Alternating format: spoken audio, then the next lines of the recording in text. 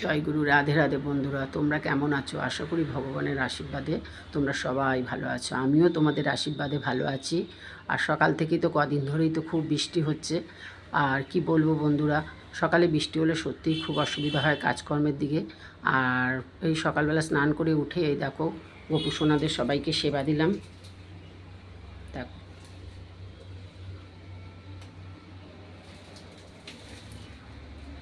এই গোপুকে দেখো। আর এই সকাল থেকে বৃষ্টি হচ্ছে বন্ধুরা, দেখো সত্যি বৃষ্টি হলে ভালো লাগে না। আর কি বলবো বন্ধুরা বলো।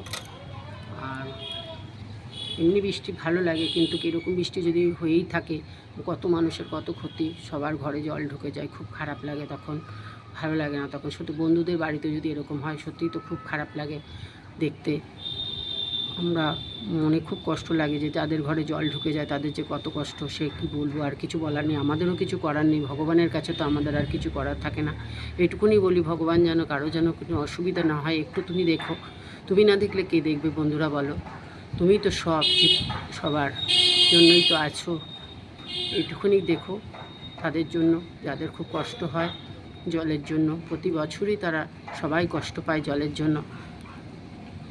আর কি বলবো বন্ধুরা বলো। রাখছি বন্ধুরা, তোমরা সবাই ভালো থেকো, সুস্থ থাকো, এটাই ভগবানের কাছে কামনা করি।